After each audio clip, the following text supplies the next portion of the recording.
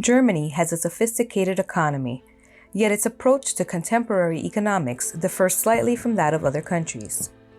Germany's economy has been growing at a sluggish but steady pace despite the global economic downturn. The country doesn't seem exceptional at first glance. Germany lacks the natural resources of other economic heavyweights. It is not strategically located in the center of the world's seas, and its population is not massive. Despite its lackluster appearance, Germany has the world's fourth largest economy, and if present trends hold, will have the third largest economy by the end of the decade, passing Japan's sluggish economy.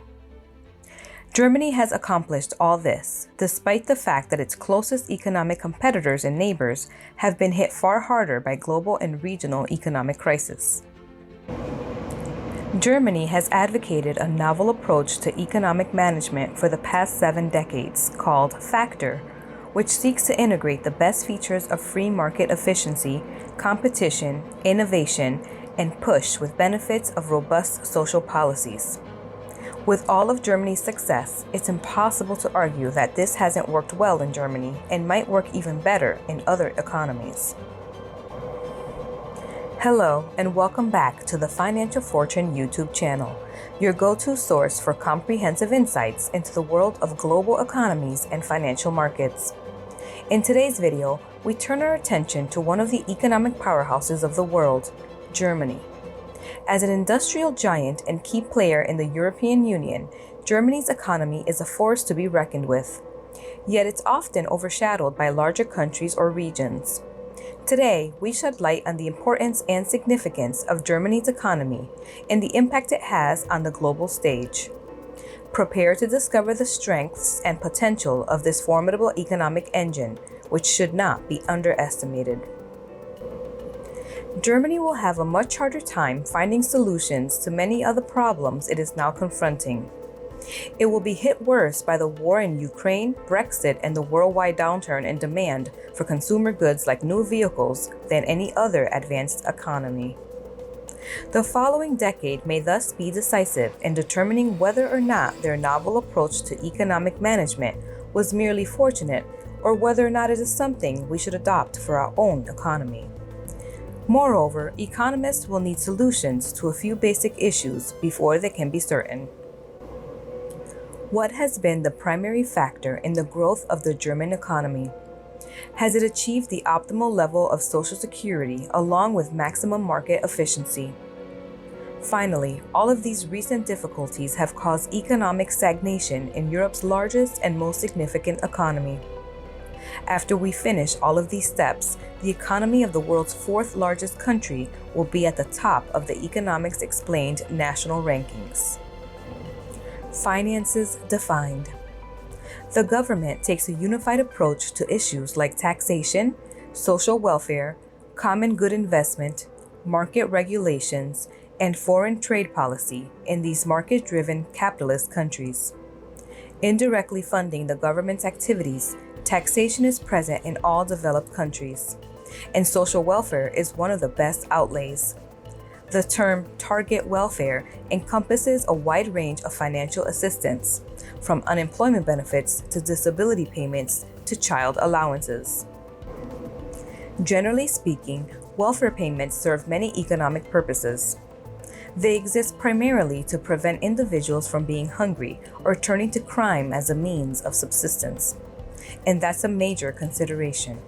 However, welfare may also be used as a powerful weapon for economic regulation. Increasing welfare payouts might revive flagging consumer demand. Once more, with all else being held constant, welfare programs that serve to lower the expense of raising children in highly industrialized countries can have an effect on other phenomena, such as falling birth rates.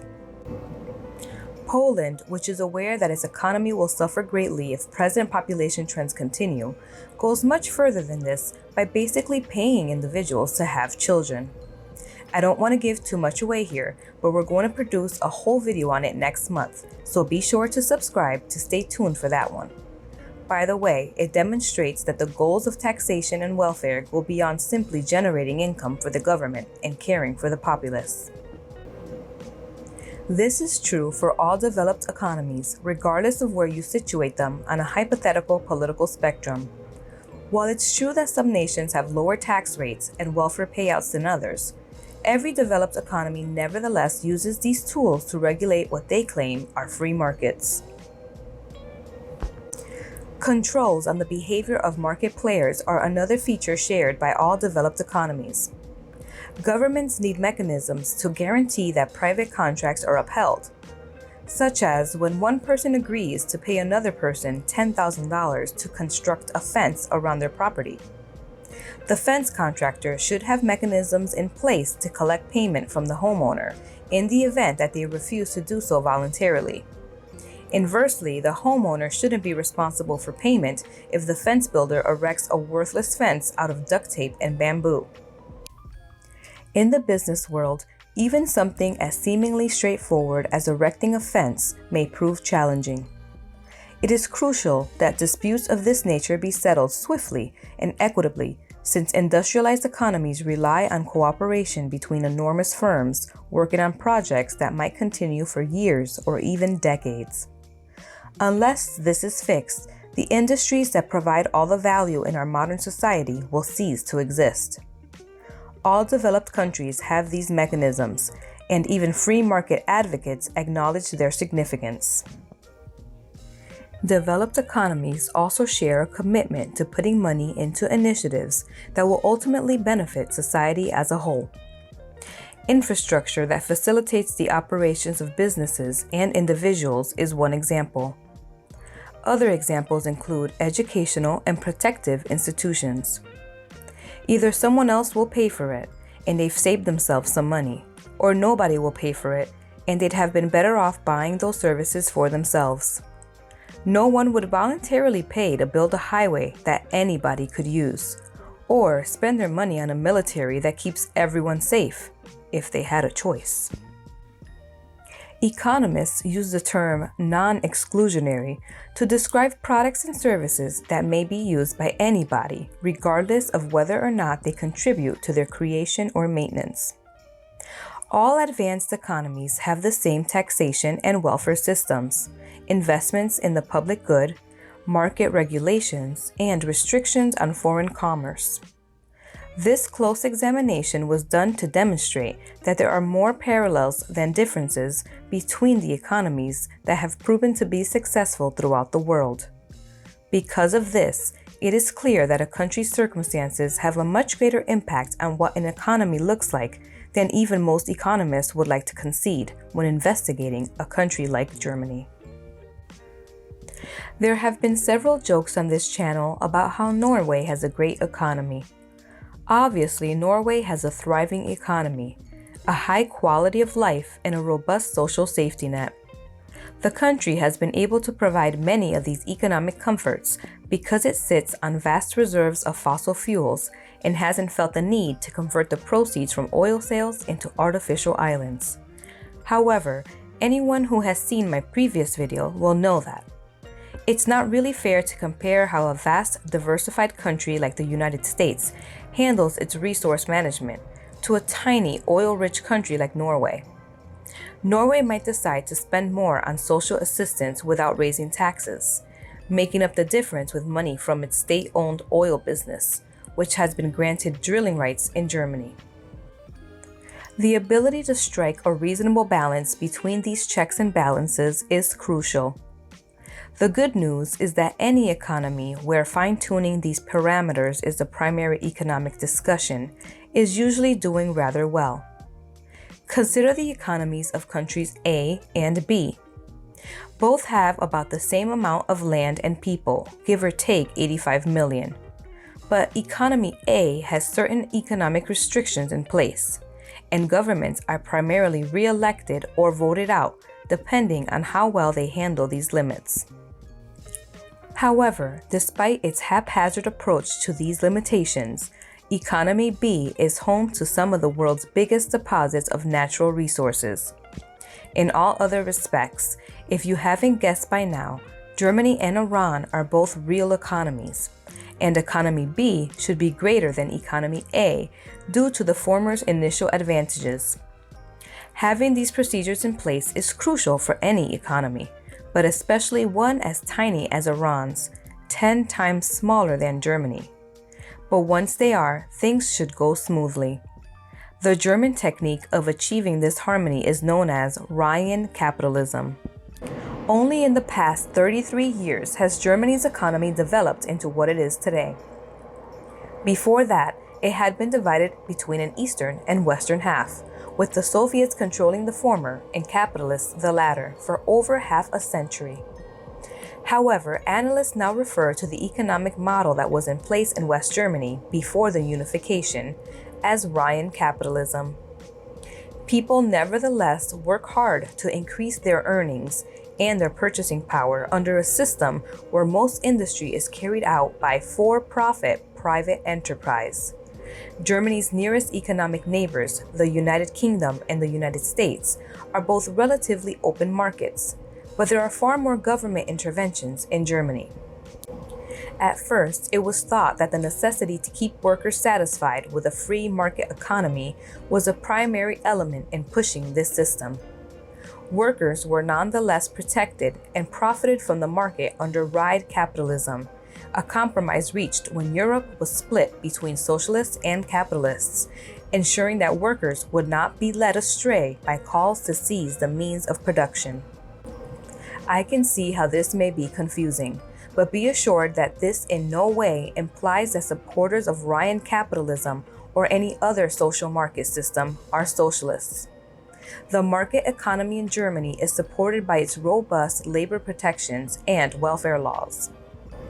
Germany may be short on natural resources, but its educated populace has contributed to the growth of several global powerhouses, making this country's exports both more valuable and more secure. Included among these corporations are, of course, well-known names like those in the car and sportswear industries. But just as significant are the many others that contributed to the creation of the capital investments upon which the present global economy rests. Germany is home to several corporations, including Bosch, Siemens, SAP, and ThyssenKrupp, that manufacture the machinery that is used by economies all over the globe to produce the goods we as consumers buy. Many highly technical SMEs in Germany find that the country's version of capitalism helps them more than it hurts. It's tough to launch a company when you don't have a safety net. Workers in Germany are more inclined to establish business and take jobs with smaller, riskier companies because they feel secure in the social safety net the country provides.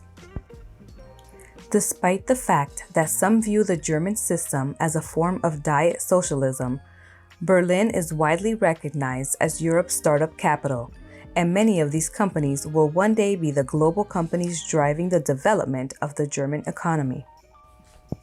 Today, Team Red laid solid economic groundwork for Germany. The country's image has been created on the back of its educated workforce and strict regulations for domestic businesses.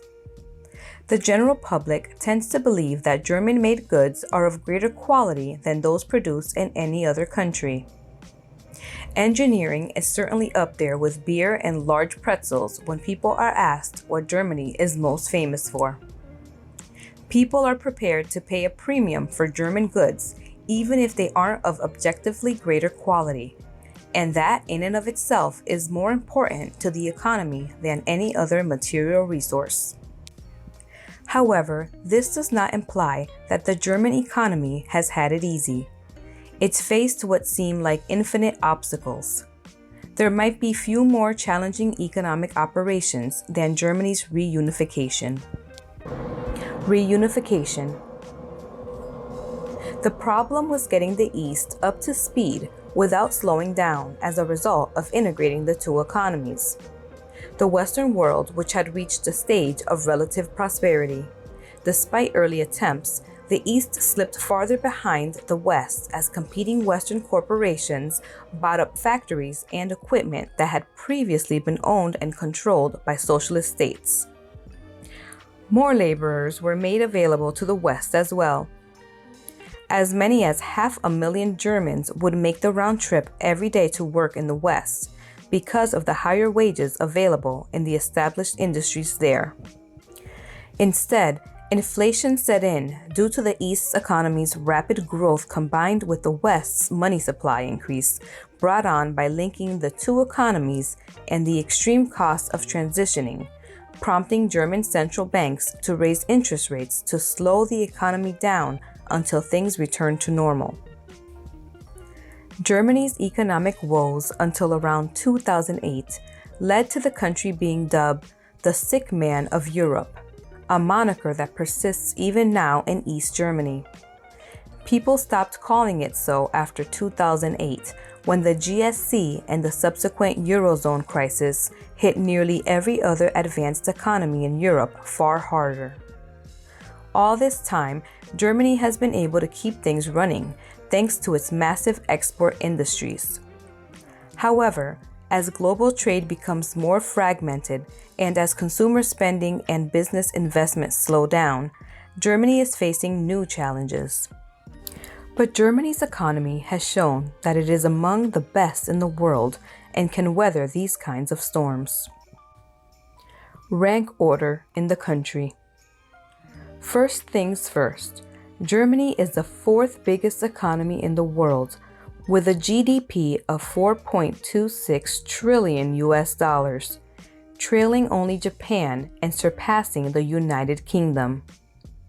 Even if Germany has made great strides in recent years, it still lags far behind China and the United States, the world's actual economic giants. Germany's GDP per capita is high because the country as a whole is committed to improving its workforce as much as possible. Germany is a large economy with a wide variety of industries, but its GDP per capita of $51,204 places it ahead of the UK and behind only such smaller and more specialized European peers as Iceland, Norway, and Switzerland, and 8 out of 10 for Germany. Both stability and confidence are high, albeit not flawless. Germany, for better or worse, has become the European Union's unofficial cornerstone. This economic union has made positive effects, but it also means that the troubles of particular countries affect everyone. Because of it and Germany's reliance on exports, the country only receives an 8 out of 10. But let's be honest, even so, that's a fantastic result. Growth has been sluggish, yet sustained amid severe economic difficulties. The German economy has grown by around 20% since 2000.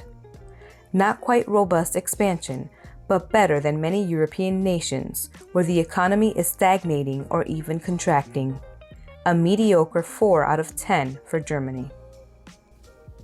When it comes to industry, Germany is home to hundreds of cutting-edge, world-leading enterprises. The country's established reputation allows it to increase the value of goods just by having them produced there.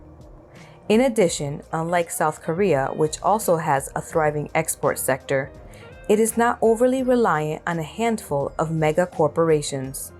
The score for Germany is a perfect 10.